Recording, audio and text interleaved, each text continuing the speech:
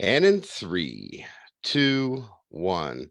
Hello and welcome to another episode of Guide to the Grind. My name is Jeff Eady. Joining me as always today is one of Canada's favorite mortgage brokers, the pumpkin spice to my latte, Mr. Jonathan Tilger. Jonathan, how are you today, sir? Oh, we're coming into fall. Pumpkin spice is absolutely phenomenal. So I am happy. I'm excited to be here.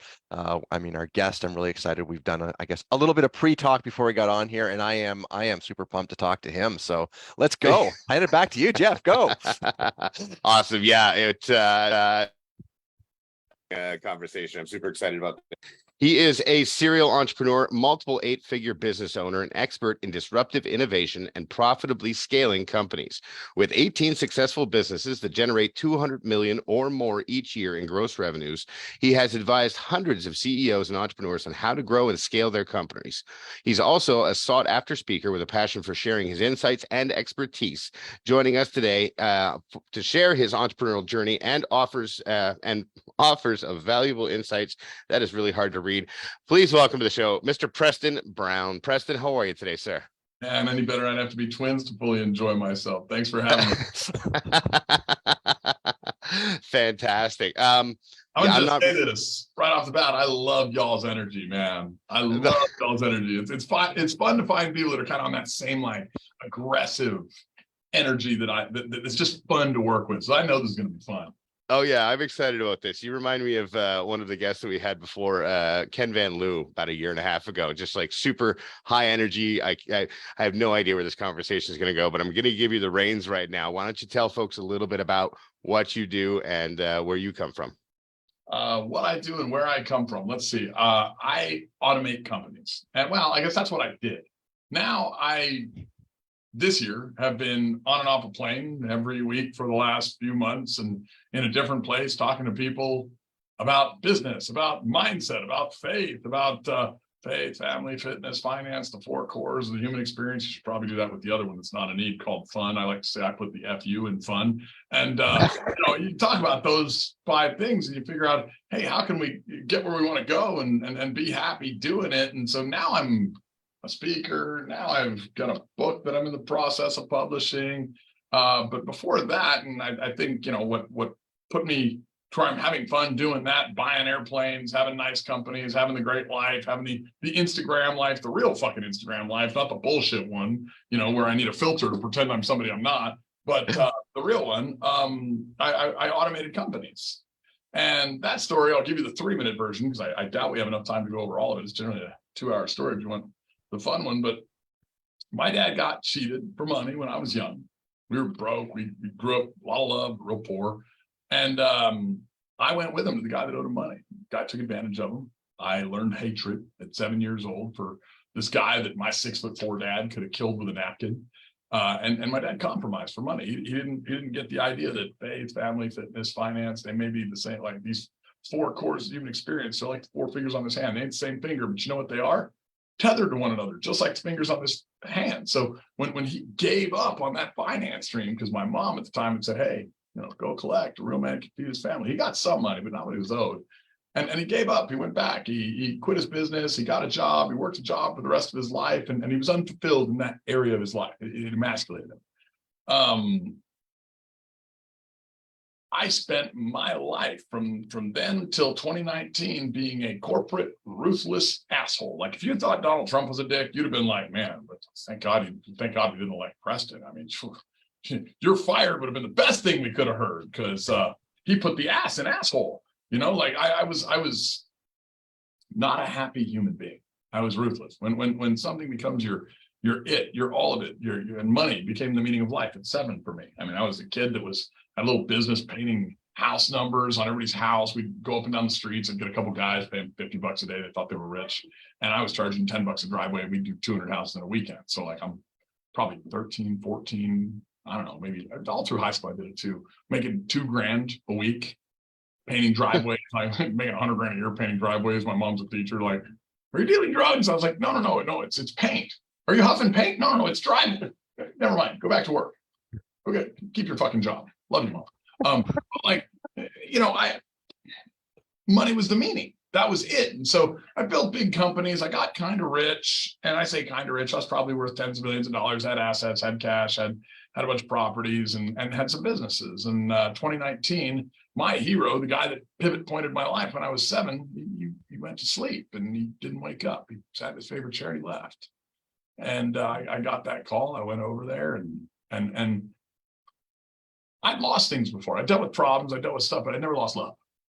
And you lose love and you lose something a lot more important than anything else out there. And I don't wish this on anyone, but I also wish it on everyone, because I hope that if you're out there chasing money and you're ruthless, that one day you do lose something, and then it's not a negative point, it's a learning point. That day was the worst day of my life. That day was the best day of my life. That day taught me that love was the meaning of life. And once again, it had to start with hatred, the same way it did when I was 7, and I hated that man that took advantage of my dad and that pivoted my life. That day, man, I hated God for taking dad. I hated dad for leaving. I hated me for not spending the time I should have with him, because he was my fucking hero. And so that just cratered me and it shifted me. I mean, I had all these formulas. Like my mom was amazing too. I don't want to only talk dad. My mom was incredible. Psychology gal. I mean, she worked in the school districts, but she was brilliant. She used to always say, figure out the game, learn how to win, figure out the game, learn how to win. This woman made me a mad scientist about formulas and being data driven. And, just data is so valuable these days. I mean, you're in the mortgage business, Jonathan, you know that data is just, it's power. If you can see what's coming, whoo, you're that far ahead of everyone. And honestly, the mortgage industry has done a really good job in this little recession loop we've been in of being ahead of the Fed pretty much every time, I think, right? So you guys have been watching the data pretty well, I think. But I became data driven and I shifted my focus from scaling. I used to be a scaling guy, and I hit this magic button, and I didn't realize it was a magic button. But sitting in that room that day when I'd lost dad, I looked around at my family and everybody's broken. And the only guy that's there that's the consummate problem solver is me, the entrepreneur. And I'm looking at all my broken family members and I'm like, fuck, I'm the only one that's going to fix this. I got to figure it out. And it was a miserable couple months. It was a very hard time, but I learned that he wasn't gone I wasn't mad because he was gone. I was mad because I expected him to still be here. And that was a big lesson. I learned that expectations are the mother of all suffering. And if you want to understand God lives in a paradox, and expectations are the mother of all suffering, right? Well, you know how you measure love? It's called unconditional love, because if they break your conditions, you love them beyond your conditions. You're willing to suffer for them. So isn't that kind of interesting how that one works? God's always in a paradox. You want to understand God, you better understand a paradox. Can God create a rock so big that he cannot lift the rock? It's that's where I live. That's why you need to think, right? So it's that day I shifted from, instead of scaling companies, I want to automate companies. I want to be with my family. And I started adapting all my formulas for, the 7 stages of what a business goes through, and formulas for what happens when I have a big problem. Like, oh, okay, well, I got 1 goal efficiency. I got 3 things that are going to filter through that to get to efficiency, alignment, simplicity, foresight. There's 4 things I got to measure. There's 6 things I can change. That's it. There's only 6 things you can adjust in a fucking company. It's like you do more shit driving your car to work. So they're not that complex. They're a little different based on the stage you're in. Like, if efficiency is always the goal, efficiency for a startup is not the same as efficiency for a $100 million company. That guy's trying to refine down, cut expenses, make everything this. The startup's just like, I need to get loud. I need to get attention. I need to get more people looking at me, right? So efficiency is very different at every single stage. And so I started building formulas for automation. Well, go figure what everybody wants. You know what they want? A good fucking life. Mm-hmm. Like, I was the only guy in the world, because of what happened when I was 7, that cared about having a big company. I need to be big. I'm going to tell you what, I mean, look, maybe size does matter or whatever. And I'm sure that's a great joke in a locker room or whatever. But you know what? In companies, it's about being fucking rich, not big. Fuck that. And I have a lot of big companies, but fuck big unless it's rich. People hear, oh, you do hundreds of millions in revenue. Yay, fuck that. Whatever. Who gives a shit? What about revenue is vanity, profits are sanity. The cool part is when you're like, well, yeah, I do 10 millions of profit before I play my tax games. Whoa, okay. And then you go buy multifamily, you go buy airplanes. There's all sorts of other tax codes you can use. Like, I've got a family office that works on all that shit for me so that I don't have to think about it. But what if you can make tens of millions of dollars or hundreds of millions of dollars one day? Maybe that's the direction I'm going. And you don't have to work. You have time. I could sell it tomorrow and retire. I don't want to sell it tomorrow and retire. I don't know any man who is a real fucking man that would, but we don't have purpose. We die. Call any insurance company out there anywhere. They're like, oh yeah, you retire, you're dead in 2 years. Fuck that. I'm 41. I got some time. But like the ability to retire, like automation turned out to be the thing everybody fucking wants. It was like, holy shit, everybody wants to automate. Nobody cares about scaling. You do have to learn scaling to get to automating in almost all cases. Not all, but almost all. But all they want is automation. You know why? Because if I could show you how to regeneratively gain, like, let's say you want to make 100 grand a month. If I said, hey, Jeff, you're making, let's call it 30 grand a month. I can show you, based on a calculatable staircase that you would have to climb over a 3-year period, a bunch of pivots you would have to do and structures within your company that you would have to set up that we could do in a calculated structured set. And you'll be at 100,000 a month, 1.2 million a year. If I can show you that, and it was all on a fucking list of papers that only worked for everybody 100% of the fucking time, 100% of the time. I love it. And then I was like, I will just give it to you. You can have it for free. Or if you want to learn how to do it, you can fucking fly down to El Paso and have $1,000 3-day course. You can come fucking take it. It doesn't even cost a lot of money.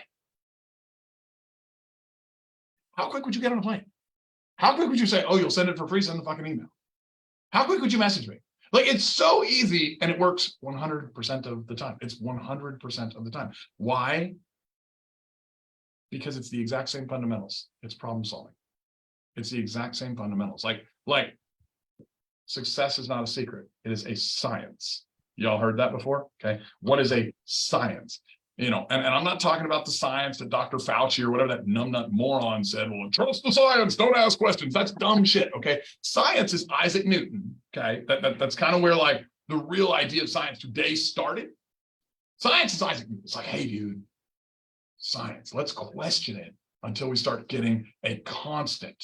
Okay. Like if there's a constant, then our hypothesis, our idea, our question that turned into a hypothesis, idea, theory, turned into a constant, proven. That's science. That's a scientific method. Isaac Newton going all the way back, not Dr. Fauci. That guy's a fucking moron. We should trust the science, which is Q&A, questions, answers, problem solving formula. And in business, it's so simple. Like, you think about simple business ideas, right? Like, oh, you got to be really exceptional to get into business, right? That's true. But you also have to be optimal to stay in business, don't you? Oh, so you mean what got you in was the exact fucking opposite of what keeps you in? Oh, so there's pivot points where I got to learn some shit. Otherwise, I'm going to be in management by crisis. Yes. Yeah. There's a bunch of different stages where shit changes. Like, optimization is all anybody wants. And so what happened to my wealth is I was this like $10 million guy. Next thing I know, I'm like this $50 million guy. And my banker's like, what are you doing? I was like, I don't know. I'm just trying to optimize and I'm just trying to automate everything so I have time. They're like, okay, cool. You should keep doing what you're doing. Your balance sheet's really good. I'm like, hey, thanks. A year later, I get one company that's valued at over $105 million. And I'm like, oh, the balance sheet only says like it's worth $12 million. It's a pretty new company. Oh yeah, but based on your sales and profits, we can give you 6 times EBITDA and blah, blah, blah, blah, blah, blah, blah, $105 million fucking dollars. I was like, oh. And that company can also hire all the people like C-suite executives to run it, where all of a sudden you're free and you have no problems. And then you follow the exact same step in any other company and you can do the exact same shit. Automation is the key, guys. It ain't scaling. Anybody's like, let me teach you how to scale a company. Let me teach you how to scale your belly. Go to McDonald's every fucking day. 4 Big Macs a day for lunch. Your belly will scale. It's a stupid fucking idea. Okay? Like, no, I mean, like we can pump more leads. We can add more sales. We should probably address the delivery portion where there might be some capacity. We should probably address the billing portion, the CRMs. We should probably address your accounting software, your office, your team. It's the same shit. Every business, every industry. You guys want to know a magic secret? Here's one for your clients. Here's like a $10 million secret for your clients. I heard this piece from Keith Cunningham and it was so awesome. 1, marketing. You know what it is? Find out what they want. Go get it, give it to them. I was like, I wrote that shit down. And I was like, wait, But I also need sales and branding. Huh. Okay. Sales. Find out who they want you to be. Go become that. Give it to them. What? This is not rocket science. This is so simple. Like a business is called an organization, not a disorganization. It's called a firm, right? Not a limp. They'll do a bunch of limp shit. Like call your wife, be like, hey, maybe I'm bringing a limp to the bedroom. No, it doesn't. She's not going to be excited. Okay. Like it's called a structure, not a flaccid. Like, come on. And so what about branding? Find out why they wanted it. Tell a story. You know what they're going to hear in that story? They're going to hear their story, not yours. Facts tell, stories sell. Like there's all these little stupid nuances. Hey, you want another $10 million secret? This one's probably a $100 million secret. So there's 4 flows to capacity, or what most of the gurus call throughput. You got to have leads. Okay. You got to have sales. Okay. Second flow. You got to have delivery. Okay. Third flow. You got to have cash. That's the 4th flow, right? The first thing I do when I go into any large scale company, I mean, you can pay me 50 grand. I will come down to your company. I will spend a week with you and I will rip your fucking company open. And we will put it back together in 1 week. And I guarantee you, you don't find 1,000% return. I mean, I may not be able to do that in Tesla or Apple because they've probably already done it. Like it's the same system that somebody else like me knows. It's not that fucking complex. All the best companies on earth have it. We go in there and the first thing I look at is there's 4 flows to capacity, right? Leads, sales, delivery, which like say you're a home builder, delivery. If I can sell 20 homes a month and I need 60 leads to get 20 sales a month, should I have enough framers to build 20 homes a month? Should I have enough plumbers to do that? So delivery is like that's the piece where you better make sure you can deliver on your product promises. And then cash flow. You got to have the relationships, the title company, the mortgage loan officer like Jonathan. You got to have a good communication system with your realtors, your inspectors, your appraisers, all the different folks that are in the mix, right, John? And then you've got your 20 a month. And if you want to increase capacity to 30 a month, whatever, you have to look at every one of the 4 flows. Well, as an owner, you know how many flows you guys can work in? All 4. All 4. But as entrepreneurs who are these wonderful, heart-centered, loving people who like to help everyone, and that's what we are. We think everybody's like us, but they're not. We're that way in business. Other people have their creation center. Like my wife, if I sent her into business, I'd be broke. You know, like, in fact, I tried it. Like I tried it. I was telling a friend the other day, I was like, she made me a millionaire. And they're like, what do you mean? I'm like, yeah, well, right after we met, I brought her into the business. Before I brought her into the business, I was a multimillionaire. She made me a millionaire. I took her right back out of the fucking business. Okay, it was not the right decision. Her idea was singing. Her idea was music. Her idea was art. Her idea was love. Everybody creates, but we're all creators in different ways. So your employees, they won't work in for the first thing I look at in every company. And literally in every company, I'm literally giving away a $10 to $100 million secret. If you just look at this, you cannot have a person in more than 2 non-consecutive flows of capacity. You can be in leads and sales. You can be in sales and delivery. You can be in delivery and cash. Try to put them in sales and cash. Try. Just watch. You can with owners. You can with C-suite executives and high-level measurers. I don't call them managers. I call them measurers. The highest paid people on the planet, you know what they have? Common sense and the ability to measure. And a radical ability to learn how to measure more shit. What are KPIs? Measurements. What's a job description? Just a promise that they're going to do a bunch of KPIs. Do you know how many businesses have 10-page job descriptions? It's like stupid. Nobody's ever fucking read it. What if you get a bunch of high-level bullet points? My CEO, who makes a lot of money, girl's rich, has 10 bullet points on her job description. One of them's do whatever the fuck I say. So really she has 9. Uh-huh. Yeah. Like, I don't have to tell her to put her pants on. I don't have to tell her to dress professional. I don't need a 10-page job description. I need the 5 to 10 things that she needs to do to generate the company massive money.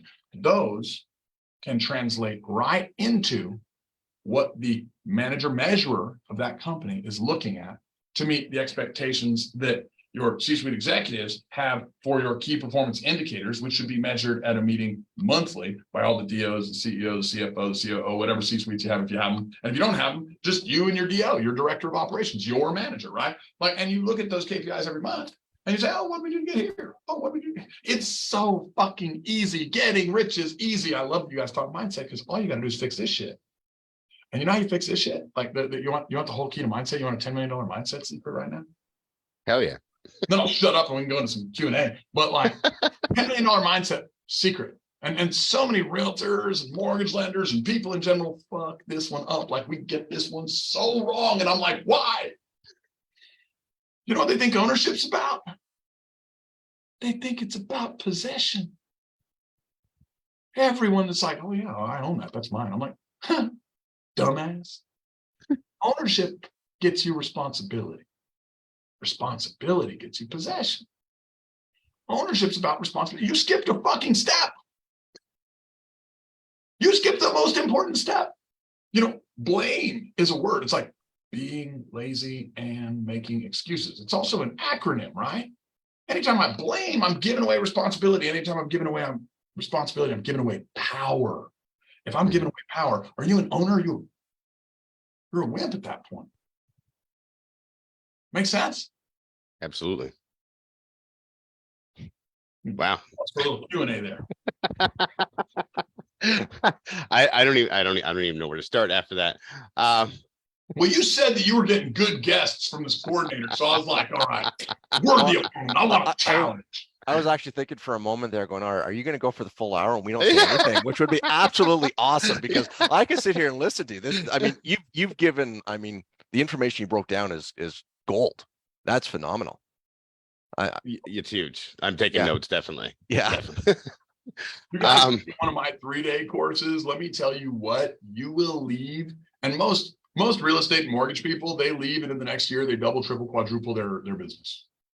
Like all my businesses, except one are in the real estate world, we're growing right now. People are like, how are you growing? How are you growing right now? I'm like, well, it's a market. There's data. You know, like if you do stupid shit, you get stupid results. I'm like, hello. Like if you follow the data, like, yeah. So do you work with like people who are just starting out, or do you usually work with like more established companies, people who've been doing it for a while? So it's a mixed bag. I used to own a different company. It's funny. I actually gave it away a few weeks ago. It was called YBL, Your Best Life. And I work with nothing but high net worth individuals. And it was a lot of fun. And I'm still a member of that group. It's probably the best group for high net worth. And I mean, look, if you're worth, I'd say 5 million plus in assets, making north of $1 million a year or whatever, one of those criterias, I would go look at that group and I would travel with them. I think they're the best group on the planet. Destination vacations, great coaching. I was one of the coaches for many years. In fact, when we launched that group, cool compliment, the Tony Robbins organization sued us. They came after us because they were like, wait, what? You can't do that too. And they had their platinum group. And I was a part of that before. It was a great group. I loved it. But we settled, like there's no bad blood anymore, or at least I don't think so. But like, so that's all good. But like that group is just the best group in the world, in my opinion. Like YBL's freaking amazing, right? Like it's so fun. But I gave it away. Like I gave it away because I don't want to work with the people that are already here. I want to teach people how fucking easy it is to get here. It is so stupid easy to get here. And don't get me wrong, like I like YBL, but I was like, I don't need you guys to pay me for the same shit that you already know. Yeah. Like they know it. Like all I am is a reminder guy. Like my coaching sessions were like normally 10 minutes or less. Most of the coaches are on there for an hour coaching with their marriage or some shit like that. And stuff I don't know as well, right? Like, but I'd be coaching my business. I'd be like, well, come on, you know better than this. Like, do this.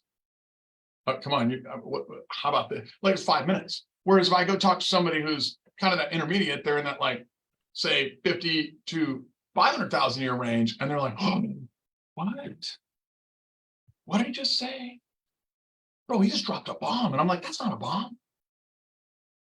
That's just CEO shit. Let's make you a fucking boss. And so I did a speaking event in for a buddy, and I went down there and sold like $700,000 worth of his coaching programs, and I was like, huh. And it was to a bunch of middle level players, and I was like, wow. And what were they buying? Effectively, most of the things that I teach, he was teaching.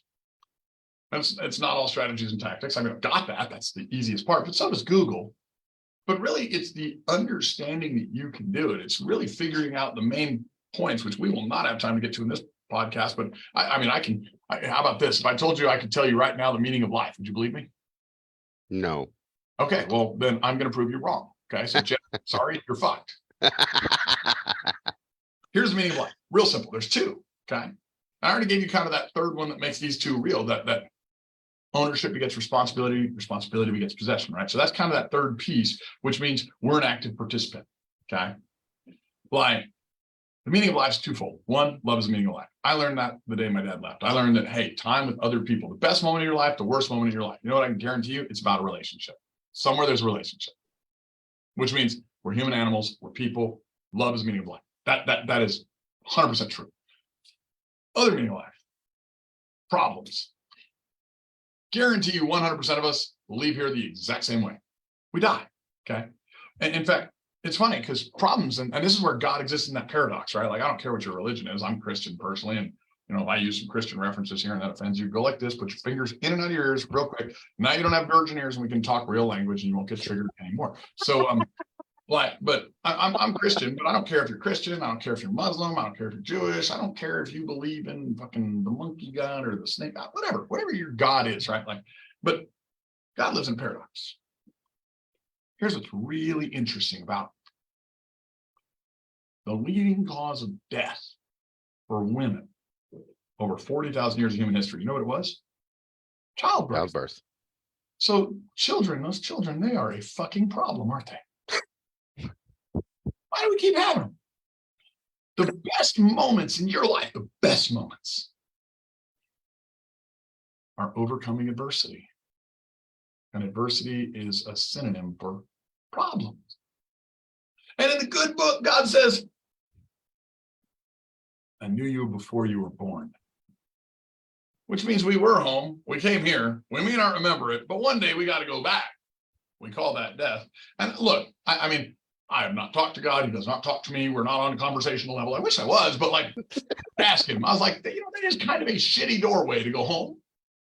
Like, if I want to go home, like, dying is not the way I want to do it, but fuck it. You know what? Your rules. I'm in. I do believe you that I knew you before you were born, but like, that's a weird way. Like, it's a very strange way to go. Like, but okay. So problems are the point. Like, at the point that you had your greatest problem, it's probably the best day of your life. The best day of my life was losing dad. Why? Because it taught me the most important lesson that I knew before I was 7. Love is the meaning of life. 7, the world pivoted me. Money's the meaning of life. I became an asshole. I got conditioned. I became something other than who I was and went for a goal that wasn't mine. Most people are not happy. They are living outside of their purpose because they're not living their purpose. Their identity, which was generally formed by conditioning and not who they truly are, is their prison. Hopefully write that down. My identity is my prison. Now, the pain points in your life, like God gave me this beautiful pain point, like God gave me a gift, right? He gave me a gift. My dad getting cheated. Now I am a mad scientist around business. You give me a business to start, I can have it making $1 million a year. Guaranteed. And if you want to bet $1 million, I'll make 2. Makes sense. So like it's so easy to make money. So God gave me a gift when I was 7. I didn't recognize the gift, but I went to work. I learned my purpose. Then God gave me another gift. He took my dad. Now I get to go help other people not have to lose someone to learn this. He gave me my purpose again. He gives you problems in their learning moments. There are these gorgeous, beautiful moments where if you don't have such a big fucking ego and think, like the biggest problem we have is we think we shouldn't have any problems. It's like, dumbass, you're going to age. Hello, it's a problem. You're going to die. It's a problem. Like, you will not be the same as you were. But you know what? A year ago, I had a big ass beer gut. Oh, not a year ago, 2 years ago. Now, I had a big ass beer gut. I was not in good shape. I learned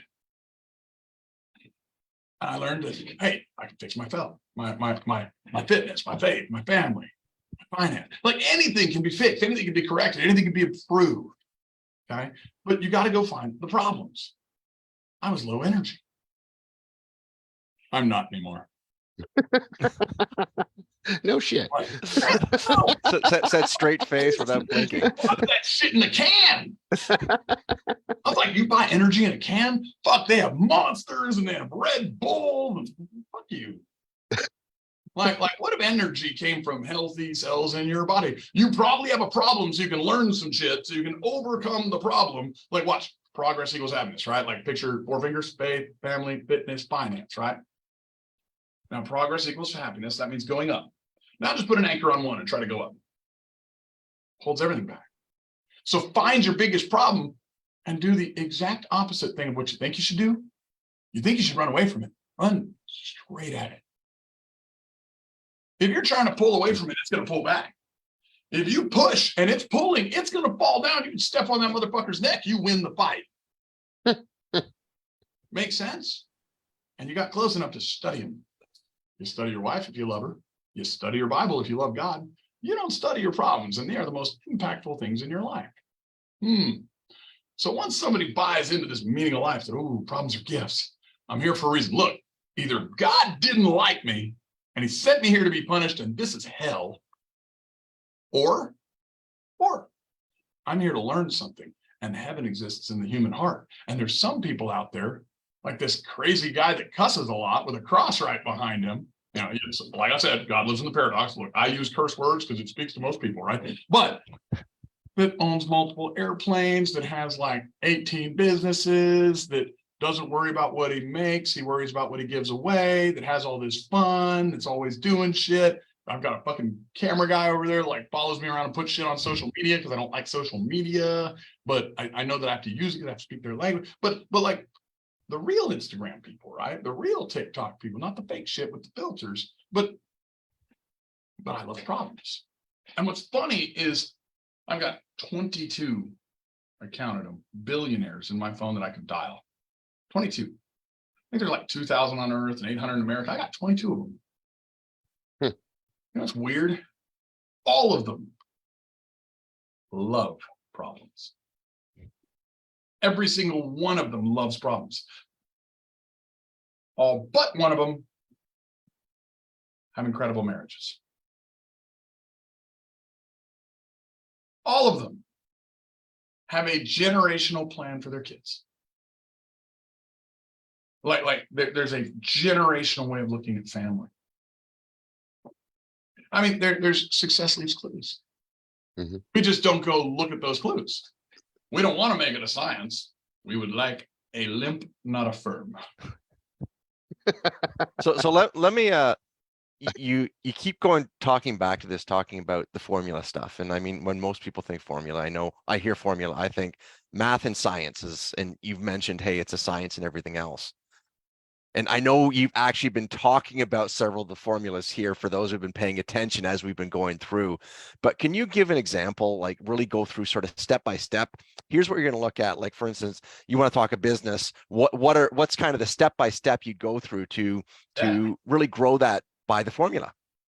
So formulas or frameworks, if you want, there's something to make something simple. So I don't want people thinking when they hear formula, a math problem. Okay. A squared plus B squared equals C squared. Yeah. That level of simple math problem, yes, but there's no long division. There's no square root shit. There's nothing like that. All of mine are simple visuals. And I really like staircases and filters. And I'll go over these for you. These are actually the main ones. And so every time I've found an unsolvable problem in a business, I've added a page. There's probably 30 pages. Okay. But these are the main ones that all of the other 30 pages support. And I'll actually have my CEO Viviana send this to you guys if you want, and you can put it when you have the show, like in the show notes or whatever, and people can download it. They just have it. I literally give it away. Okay. Awesome. My entire life worth of business knowledge. I've got some other knowledge, and I'm pretty funny, so I'm worth reaching out to, even if you don't need business knowledge anymore. But all my life in business knowledge, and you can just fucking have it. It's free. Like, go enjoy it. Like, but use it. Like, it's all free on Google too. It's just not as well designed. So let's go into one. Yeah. Imagine a filter. Okay. A filter. And this is the number one formula in business. I'm going to go over it real quick. Every business has one goal, efficiency. Okay. So you take a problem and you put it in the top of a business. By the way, what is a sale? Let me prove this point for anybody that's like, I don't agree, because some people are mismatchers and they're already like, I don't agree with them. I don't agree. No. Businesses are not about problems. A sale's a solution. Yeah. To somebody's fucking problem.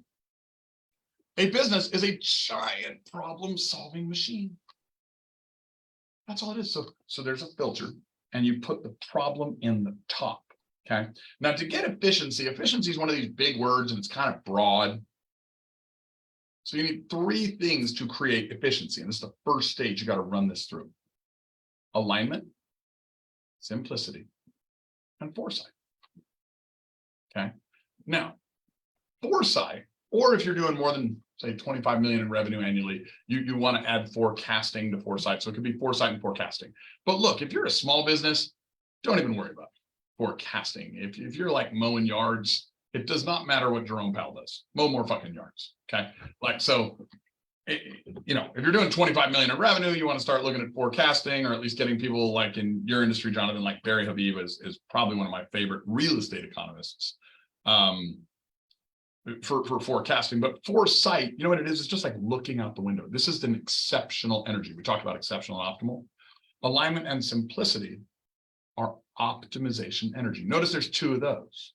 It's sort of like two ears, one mouth.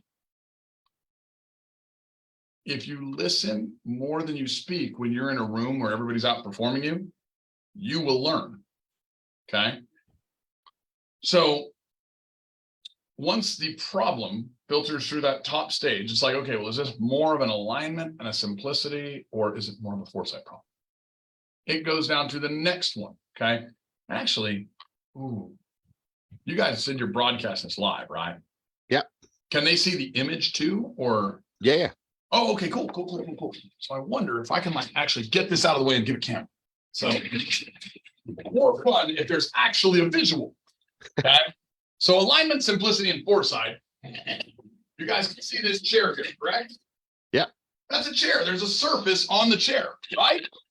So if I'm looking at that chair right there, I'm gonna align my camera to it, and there's a surface on it, and the ground underneath that chair, it's like a wave. Okay, it's not a solid surface. You got to look at that chair. That's your business. The ground it rides on is the market. Fair? Alignment, simplicity, and this is always good for you. Foresight. Now, the problem with markets, especially if you're in your mortgage business, guys, is they kind of do this and this and this. Now, that chair has legs, correct? Yes. The purpose of that chair is to support you. It's a structure. It's a firm. Am I making hopefully a very simple analogy? Mm-hmm. Well, if the market comes up, say like, I don't know, during COVID, when the government shut down everything and cuts off some of your legs, let's name the legs: culture, clarity, capacity, and cash. These are the four things we measure. So once we know where the problem is, alignment, force, simplicity, and foresight, then we go and we measure the legs which sit on the market to create the structure that rides our goals, that creates efficiency. You follow? So let's say COVID comes and you're a restaurateur and it says, oh, capacity and cash are now going to be at 50%. What's the chair going to do? It's going to do this shit. And that's what your business fucking did too, huh? So as you have, and that's the example I need to give, as you have a business, you're measuring four things to manage alignment, simplicity, and foresight. To get efficiency, you're measuring culture, clarity, capacity, cash. You're always measuring this. In fact, all of my other documents are around culture, clarity, capacity, and cash, because the market is constantly affecting those. And there's a lot of things within a market that can be affecting those. Okay. Like you can have changes in government policy, changes in culture, changes in customers' lives, changes in the life stage. Like somebody at 50 has got a different life than somebody at 80, changes in the economy, changes in competition, changes in employees' lives. I mean, say you get a divorce, there's a change in your fucking life. Like there's all these things that can start affecting culture, clarity, capacity, cash. So you need those legs to be telescopic, because if one part of the market's here and here, you still want to be able to have like a balanced ride. Like you're going like this, which is what a business is doing. It's like a ship on the water, you're sailing, you're a surfer. As long as there's not too much movement where everything gets thrown, like I just did on the chair, you're good. Does that make sense? Mm-hmm. So how do we balance those things? Well, one, we have to understand, and we have to know what is culture. What is culture? I mean, what's a cult? How do you cultivate? The first 4 letters in the word culture is cult.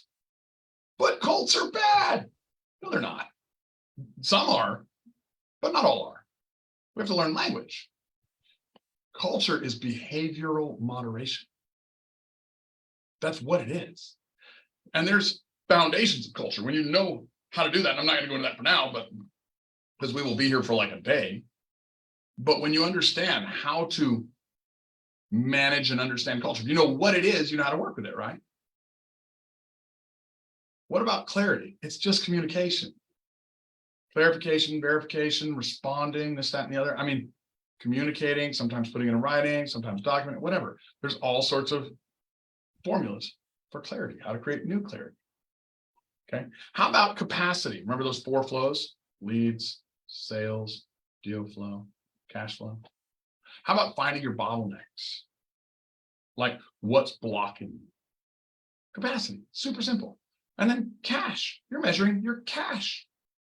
You know, anybody who's listening to Dave Ramsey nowadays, and I like Dave Ramsey, but he's not who business people should be listening to, because all of his trainings are good pre-1970s when they changed the money system and went to a fiat currency. But you know, he should probably be talking to middle America who's scared of debt. Now everything is arbitrage. Even the government is arbitrage. You need to be mastering arbitrage. Cash is not king. Cash flow is king. Cash management is king. You need to understand your returns. Like, do you have just a return on investment? No, you don't have a return on investment. If you invested 100 grand and already got it back, it's infinite. Why are you measuring that? That would be stupid. What if you could look at return on marketing, which would be cost of customer acquisition? Hey, it cost me 1,000 to get a customer, and I make 6,000 on the customer. Great. How many times can you rinse, repeat that shit? If you can service 30 customers a month, I'd be coming up with 30 grand that fucking month. Figuring out, I mean, you could borrow it and pay 200% interest. Does that make sense? It's crazy. So like, once you understand culture, clarity, capacity, cash, and your problems flowing through, you're like, which one does that affect? Okay, well, all I'm doing is figuring out what I got to fix. Okay. And what layer do I have to add? Then you got to look at the 6 things that you can change in a company. There's only 6: price, product, people, place, promotion, and last one, my favorite, process. I had a process for almost everything. I had a measurement for almost everything. And anytime you fall in love with, if I change price, I almost change the process with it. If I change people, I change the process with it. Right? Why? It's a system. It's supposed to be a process. What is AI? It's a bunch of processes. You know how old AI is, by the way? I have 2 of them. Like AI's got a parent that was called machine learning. Machine learning beat Bobby Fischer. It's like 80 years old, dude. This is not new shit. It's just new to us because we don't read. Yeah. Machine learning's kind of been around. And you add that, quantum computing, all the shit that's coming, so fun. Like, we're going to get so rich for those who know what's coming and can see it and can predict it. Most people are going to sit there and be like, it's doom and gloom. It's so scary. AI is going to kill us all. Why would a learning machine want to kill us all? Wouldn't it want to understand love? Wouldn't it want to integrate? It would want to keep learning. That's its directive. That's what it does. People are funny. I mean, they will find something to be scared of for anything. Like, I know a young kid, he's in high school. He keeps reaching out to me on Instagram, and he actually told me he's scared of girls. And I'm like, bro, you should find some better shit to be scared of. Like, stop. People can find anything to be scared about. It's amazing to me. Anyway, sorry. So the 6 P's are all you can change in a business. Like, dude, in your car, you can dial the radio, like you can steer, you got blinker knobs, you got like several different like gears. If it's manual, there's also reverse, there's neutral, you got gas, brake, clutch. There's a bunch of other fucking buttons too on there. There's like literally 100 buttons. Like, dude, complexity is seductive, not productive. Productivity gets you paid. Seductivity gets you fucked. Look, I like seductivity in my marriage. Like, I go home, I see my wife. That woman is seductive. She is confusing as hell too. If I get in her makeup drawer, there's like 150 dials. She can be a different woman on Friday night than she is on Sunday morning. And I will tell you, and please don't tell my pastor, but Friday night woman's a lot more fun. She's way more seductive. So, but like, you know, like a business has 6. We're simple. You don't have to be complicated. Like, everybody should get rich because it's easier than driving to work in the morning. And some people on your show right now that you're broadcasting, you'll be like, money won't bring you happiness. Poverty's also a stupid idea, dumbass. Real fucking dumb. And if you don't like money, here's a cool thing about money. You can give it away to people that need it. Like, you can help other people with it. So if you're like, money is the root of all evil. No. That was the love of money. I mean, you don't believe me. Like, look, if you're a Christian, like my boy Jeremy Newsom told me this the other day, and I thought it was so cool. He was like, hey, did you know Jesus was rich? And I was like, what? What'd you say? He was like, yeah, bro. Like, the day he was born in that manger, 3 magi showed up, 3 wise men. They came with frankincense, gold, and myrrh. The standard gift of gold to a new king was 50 pounds. I was like, what? Look it up. Like, look it up. Google it. I mean, it'll blow your mind. Jesus was rich. Okay. Like, and I was like, whoa. And like, if you need further context, like, they went to Herod first, and Herod felt so threatened that he literally killed all the baby boys. Kind of weird, right? Like, he must have been threatened by something. You think it might have been 50 pounds or more of gold. 50 pounds is a mediocre king. So they were compelled by angels to be frankincense, gold, and myrrh. If angels called you and you had a lot of gold, would you bring 50 or far more? So Jesus never said money was evil. It was the love of money. It was the attachment to money. That's when he was talking about that. Now let's go another one. What was Judas's job? Oh, to carry the money in a box. Box. Probably need a lot of fucking money to get a box, right? Okay, so how about another one? Like that woman that reached out and touched his robes, got healed. Do you think she had Facebook and knew what he looked like? He must have had some nice robes that people talked about, huh? And let's dive into that a little more. What if those really nice robes that another part of the good book says Roman soldiers, when he was put up on that cross, were casting lots for his clothes? Why would really well-paid Roman soldiers want a beggar's robes? Must have been some nice material. So the love of money is evil. So if you think money is evil, go make a lot of it and help people with it. It is the language that earth speaks. Like, literally, like, the people that complain about money all the time don't fucking have any. So should we listen to them? No. Like, maybe go find the people that have a lot of it. What are they doing? They're giving it away. What are the people that don't have it? They're crying and whining and yelling, oh no, money's evil. Or maybe you're dumb. There's only 2 ways to have pain. One is ignorance, and the other is stupidity. And if you're ignorant, you didn't know something was wrong and it hurt. And if you're stupid, you did know something was wrong and you did it anyway and it hurt again. So hopefully now we just, measure a tree by its fruit. In the good book, be fruitful and multiply. Wasn't saying go broke, give it all to the church, give it all to the government. No, in fact, he said give some to Caesar. No wrong. Give to Caesar what's Caesar's, give to God what's God's. But it's the love of money, guys. Go get fucking rich. Why would you not get rich?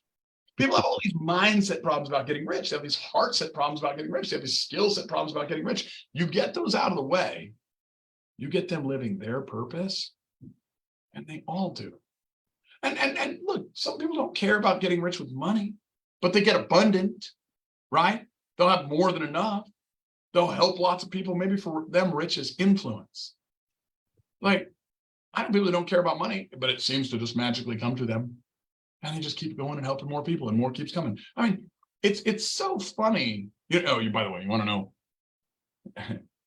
I love language. Ownership, responsibility, possession, right? Like let's look at language. Have you ever seen kids having fun? Could having be synonymous with owning? So they own fun. And they are responsible to constantly do that. And everyone loves children. Ding, ding, ding. Wow. What if you had fun with your fitness, had fun with your business? If it was in your purpose, it's also really easy to have fun doing it. What if you had fun with your family? Like my wife's fun. She's fun. We joke around. She puts the FU in fun in multiple different ways. Okay. But like my kids are fun. They're awesome. My work is fun. Like I had to tell them to turn down the music. Like we have this crazy fucking sound system. Everybody's jumping. We had a masseuse in here yesterday giving everybody a massage. Like, I mean, this is a fun place.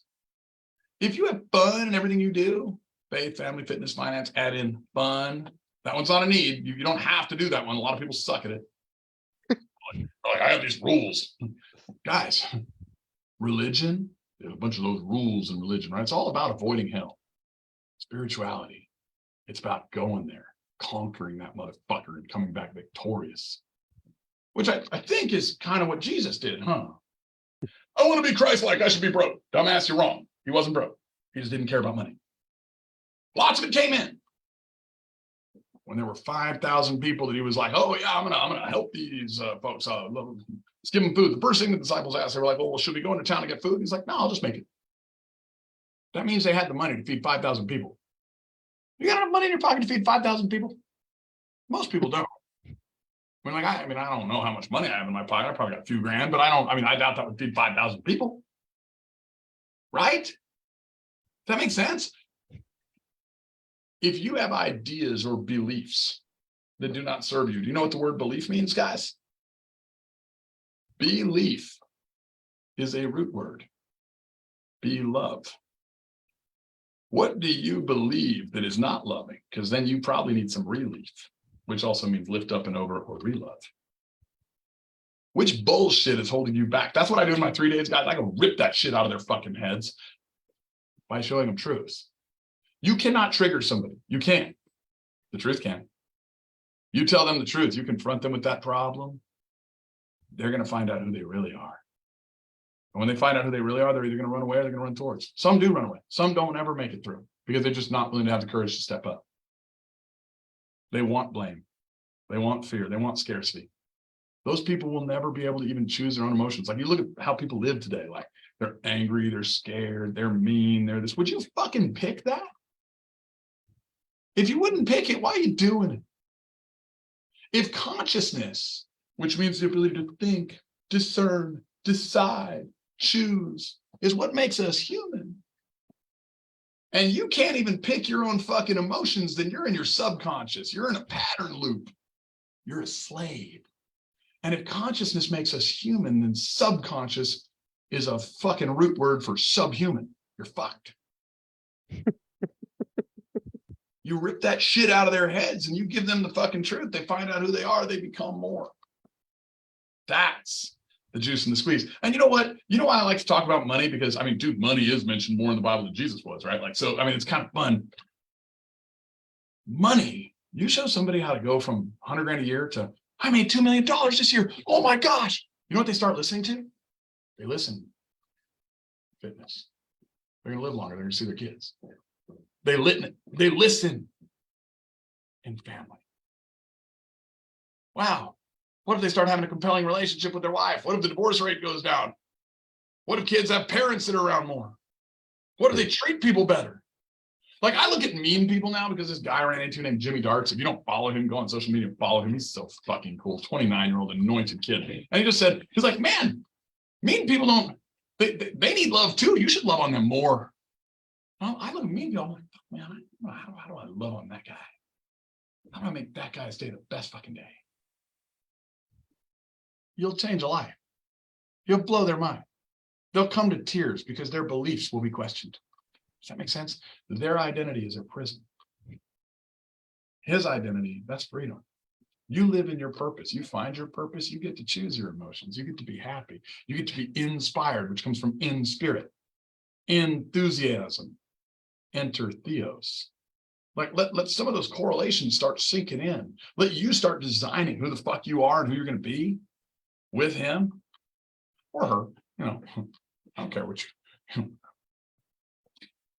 In theory, I mean, some people will be like, "Don't you think God might be a woman?" I mean, maybe. I don't know. I think when he said, "I made you in my image," it didn't mean male or female. It wasn't a guy like Zeus on a cloud with a lightning bolt thrown at our ass. I think, maybe community of souls. We're all souls. We're a community of cells. Bunch of little tiny autonomous beings running around and performing functions without getting a fucking memo. Weird. Your stomach cells are taking this food stuff that you eat, and they're either making it a protein, giving you energy, or you're going to go take a shit and eliminate it from your body. Good. You didn't send a memo. You weren't like, "Oh, let me do that." And he's real funny about like how he tells us he's real, right? Like have you ever heard breath? Like people are like, "I don't believe in God." You're like, "Well, did you say Yahweh?" Wow, that's weird. You just breathed in real deep. "I don't believe in God." Oh, it's like every breath's a prayer. It's so strange. It's like he's giving you all these clues. He tells you the faith of mustard seed, you can move mountains. Didn't say all of them. Pick one. Which one are you going to pick? So we start with money, because when you get money and you start realizing that it's a finite world, and maybe if we actually are part of the infinite, we are part of God, we are part of this beautiful universe, the only way we could ever appreciate it is if we experienced finite, right? You can't have warmth without cold. You can't have light without darkness. You can't have heaven without hell. Most people are in hell, and they're in hell by choice because they won't listen to this type of shit. They won't sit here and listen to your podcast. They'd rather go fight with their wife or be mad about some bullshit political stuff. Guys, politics is also a root word. Poly means multiple. Tips means blood sucking arachnids. There's no good ideas. Parties are supposed to be fun. I mean, I call Democrats and Republicans morons. Why? I only go to parties if they're fun. If you're like, "Hey, come here and we can hate those guys," I'm like, "Well, fuck you." That's a really stupid fucking idea. You want to just hate those guys today, huh? I mean, look, I think some of those guys' ideas are dumb, but kind of some of your ideas are dumb if you want to start out with hate. Yeah, pretty dumb. What if we all said, "Hey, kumbaya, let's talk about some shit and figure things out"? Kind of weird how that works. You got like right wing, left wing, and then there's the bird. Let's kill the bird, stupid asses. Come on, don't cut off a wing. That's dumb. So yeah, man, you take them through finance, you start getting them rich, and then you start showing them, "Hey, the world is bigger than you thought, and there's more for you, and you can have more, and you can become more, and you can help more." And dude, when you start helping more, when you start growing, when you start learning, when you start loving, and you know why they call it a breakthrough? You know how people get breakthroughs? They get a breakthrough because they fall in love. You know what falling in love's like? It's like this. It's not called a controlled landing in love. It's called a fall in love, and something fucking breaks. And then you learn some new shit. God lives in a paradox. He gives us little clues. Here's something you can find. Go get really rich. I should probably open up for some questions because I can rant on for days. Can't tell. I'm having a great time just listening. It's not often that somebody talks more than me. This has actually been amazing. We're I don't know what your time is like, but we're definitely over time by a few minutes here, and I don't want to steal it from you. But hopefully we shock some of your Facebook fans. If we can get them thinking, that's always my goal. You get somebody thinking, you get them to think, man, oh my gosh, you can change a life. You definitely got me thinking. I find it timely, actually. It's always interesting how as you say, God puts stuff right in front of you. This was not by accident that we talked today. Nothing ever is, brother. Nothing ever is. Sometimes I remember I'm part of this really cool Christian mastermind called the Wellspring. A guy named Pete Vargas put it together. If you're a believer, you should totally look it up. I mean, it's amazing. But I think I might have been complaining to Pete, and I was like, "Man, God, all these people talking about how God talks to him." I'm sitting there and I'm like, "God doesn't talk to me." And he's like, "No, maybe you don't listen." Might have been Adele. I don't remember who said it, but I don't think it really matters who said it. Maybe I didn't listen. Maybe I didn't listen last time. Maybe I should have paid attention. Go back and look at your biggest problem you just had. That's probably a clue. That's leading you to a route that might have been another problem, might have been another problem. That might have been a source. Find the problem, go study it. There's a lesson there in who you're supposed to become, what your purpose is, what you're going to do, who you're going to be, who you're going to help.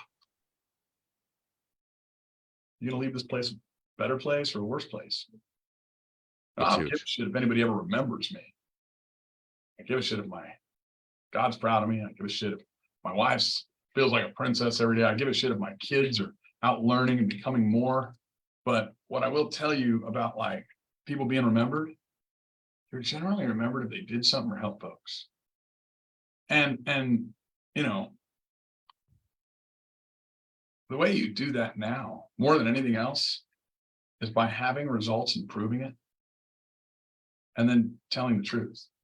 Like all I'm saying on this podcast for you guys, for Facebook, and let me look at my schedule just to make sure I don't have my CEO beating me up.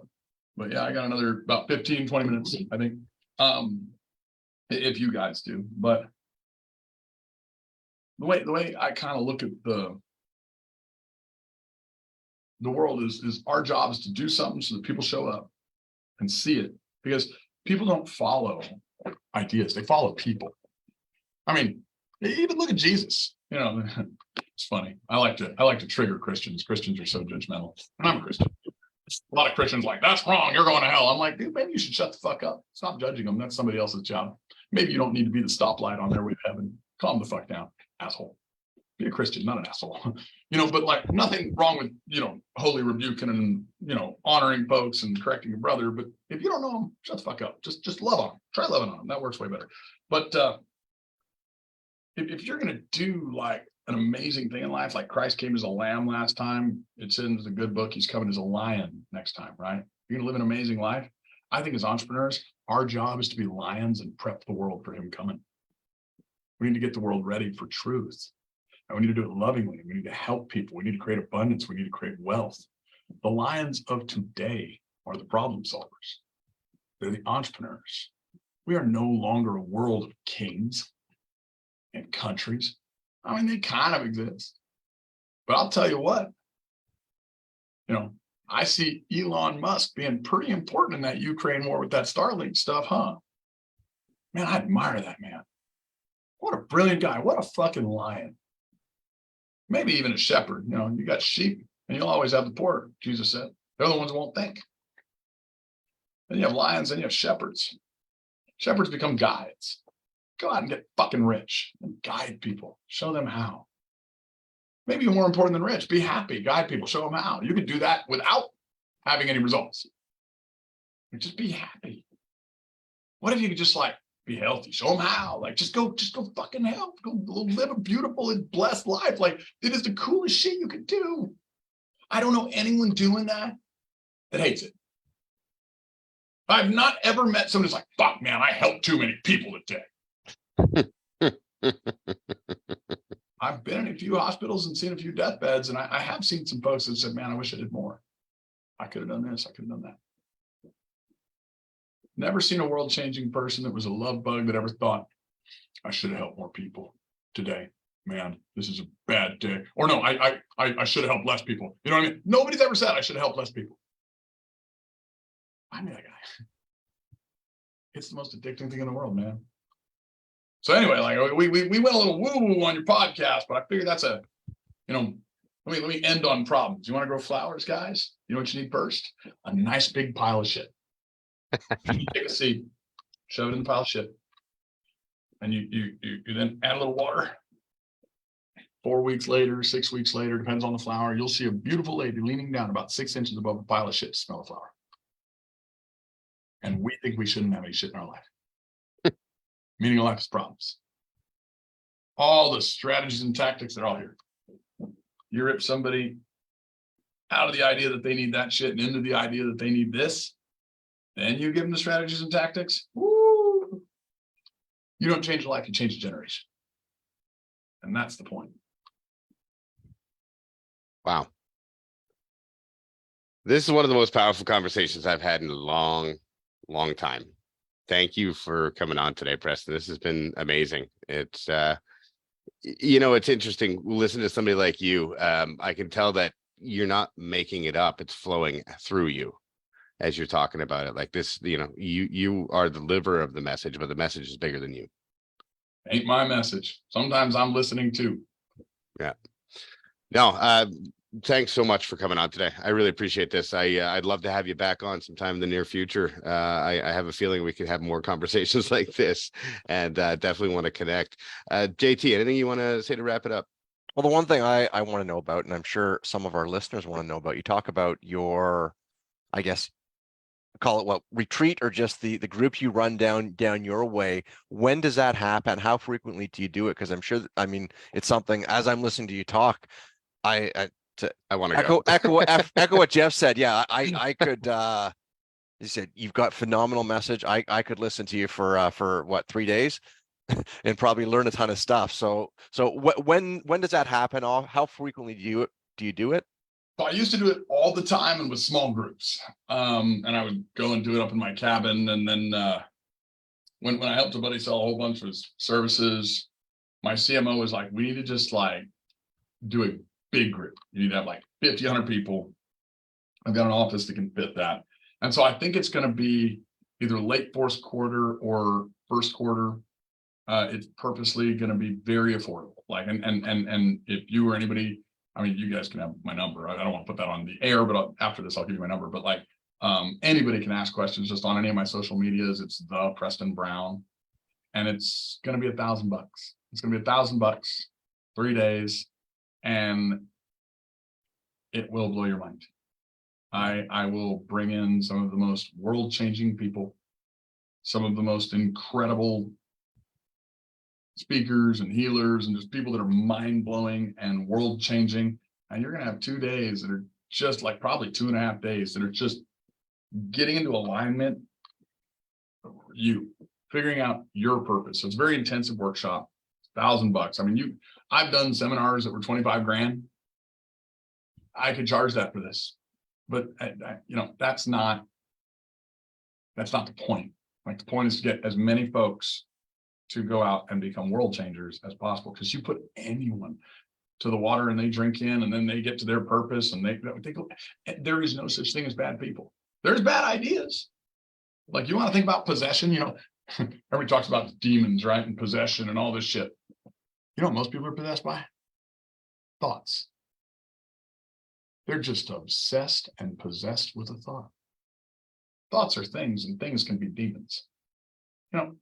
All that hoopla stuff, and I'm not saying it's all hoopla. Maybe there are exorcisms and real demons and cast into pigs. I'm not saying any of that's untrue. But frankly, the devil or the world or whatever you want to call it doesn't have to work hard to ruin most people's lives. He doesn't. It's real easy. Just get them thinking about the wrong thing.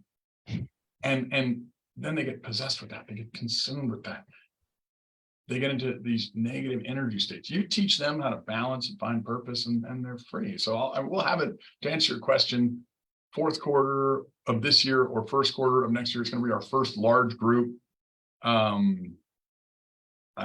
may try to squeeze something in sooner, but I've been booked on so many stages at this point, and that's kind of become a new fun thing that I didn't realize I was going to be doing as much of. Like, I think last year I was like, I think I want to be a speaker. And then it was like, that but God thing happened. I went to a conference, and I was supposed to do a talk about business and AI and all that. And that's all I've ever talked about before. And then I was just like, no, I'm going to this conference. It's a bunch of home flippers and wholesalers. I'm going to talk about Jesus and healing and all of that. And for whatever reason, it just all ran out. And it, kind of like what we did here, like just kind of flowed.